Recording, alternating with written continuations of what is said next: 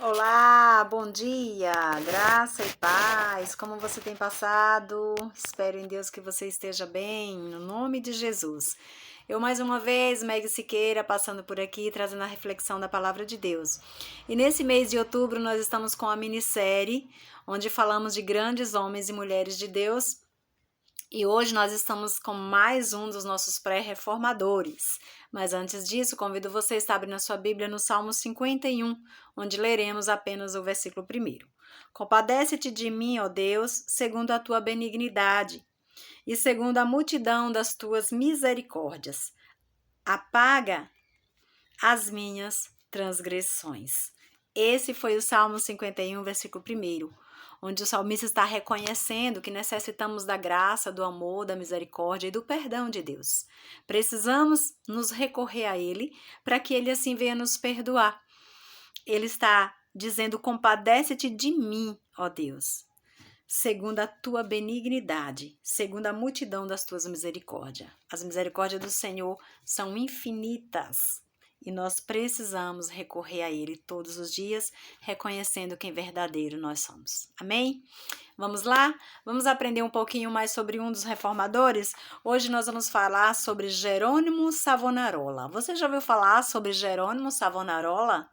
Jerônimo foi frei dominicano. Jerônimo nasceu em 1452 numa cidade chamada Ferrara, na Itália. Jerônimo era filho de Helena e Nicolo. Tinha como irmãos mais 6 irmãos. Jerônimo tinha uma personalidade assim um pouco introvertido. Ele era um homem muito sério, aliás, bastante sério. Ele pregava a Bíblia como realmente ela é. Não se afastava dela. Ensinou bastante aos florentinos, ali na cidade de Florença. Porém, ele identificou alguns problemas da igreja ou na igreja, mas infelizmente ele não soube ter as respostas como os outros reformadores. Essa foi a diferença de Jerônimo Savonarola para os outros. Savonarola estudou medicina, seu pai queria que ele fizesse medicina, mas depois ele foi uma viagem, em Faenza, e nessa viagem ele encontra o padre agostiniano fazendo um sermão. E nisso ele se aproxima desse padre e o padre o convence a entrar na ordem dominicana. Ele renuncia ao mundo, renuncia à faculdade de medicina ali na Polônia, e então ele entra ali para a ordem dominicana. Mas ele fez tudo isso escondido dos pais, pois o pai dele queria que ele fosse médico, na verdade, E ali ele inicia, os seus estudos e passa uma boa parte do tempo fazendo ali as pesquisas, estudando a Bíblia, enfim, crescendo ali nos seus estudos. Ele denominou-se um profeta, escreveu sobre suas supostas visões. Jerônimo tinha assim alguns sonhos, algumas visões, e o povo achava meio estranho as visões dele. Ele associava a corrupção do clero com o dilúvio de pecadores e libertinagem. Ele também associava o rei Carlos VIII da França ao novo Ciro.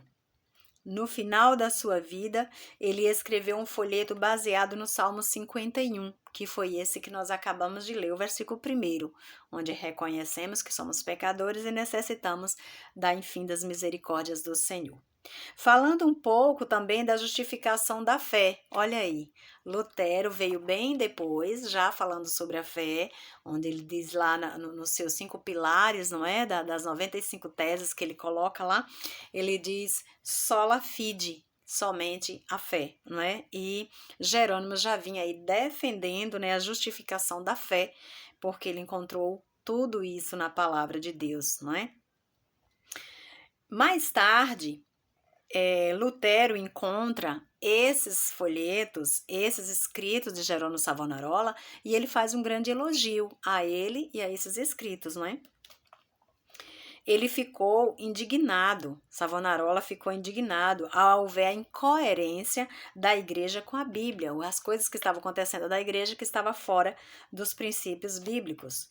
O sermão dele atraía milhares de pessoas e ele começou a encontrar muitos adeptos, né? Pessoas que o admiravam e realmente seguia e acreditava naquelas verdades que ele proclamava.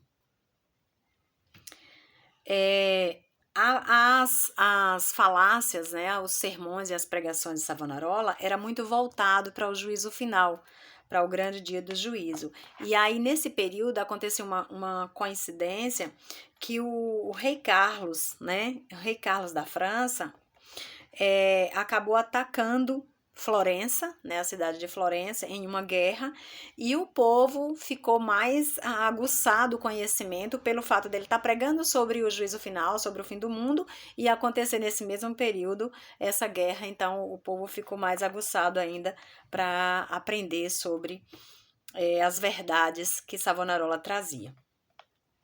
Em 1494, houve essa guerra, não é, que o rei Carlos ataca a França, então todos acreditavam que o mundo estava realmente chegando ao final.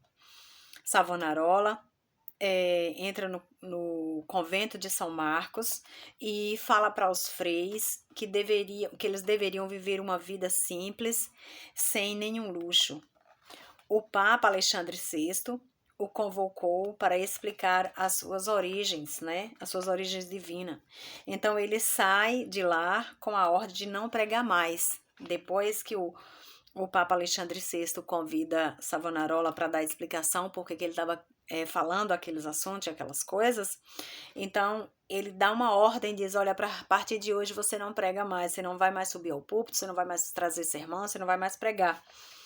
Mas aí ele ignora, ele não desiste não, era um homem corajoso, né? Tinha muita ousadia, então ele ignora e continua, né, fazendo os seus sermões e as suas pregações. Chegou a um ponto que Savonarola disse para o seu povo e começou a proibir muitas coisas. Ele dizia nos seus escritos e nos seus pontos, onde ele defendia, que deveria ser proibido a bebida, deveria ser proibido as festas, as pinturas, porque tinha alguns quadros com muitas cenas obscenas. Ele fez também uma fogueira em praça pública, jogando ali alguns espelhos, maquiagem, objetos da moda daquela época, cosméticos e qualquer outro objeto que ele achava que fosse realmente pecado, ele considerava que fosse pecado e que não estava agradando a Deus, incluindo até alguns livros e obras, artes, tudo segundo o entendimento dele, que ele via que estava fora do foco da palavra, né? E aí, com tudo isso acontecendo, o Jerônimo Savonarola foi excomungado, mais um, né, que foi excomungado.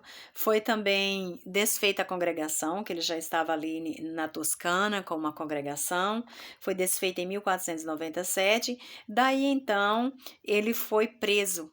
Depois de preso, torturado e amarrado a uma estaca para ser queimado como herege. Assim, Savonarola falece em 1498 na fogueira, pela ordem do frei dominicano, né? Por ordem do Papa também, né? Por ordem do Papa e do frei dominicano. O Papa Alexandre VI. Então, infelizmente, mais um queimado, não é? Na fogueira. Por quê? Por não negar a sua fé. Por quê? Por pregar o evangelho. Então, chegamos ao final de mais um dos nossos reformadores, mas amanhã tem mais. Tem outro reformador que nós precisamos aprender mais. Quem será ele? Qual será dessa vez, não é? Já falamos aí de Lutero, já falamos de Calvino, já falamos de John Wycliffe, já falamos de John Hus e estamos agora com Jerônimo Savonarola. E o de amanhã, quem será? Espero você aqui para a gente aprender mais um pouquinho. Quero te agradecer pela tua presença e te digo uma coisa muito certa. Deus é bom em todo tempo Deus é bom. Deus abençoe a tua vida de forma grandiosa. Um forte abraço, Deus te abençoe.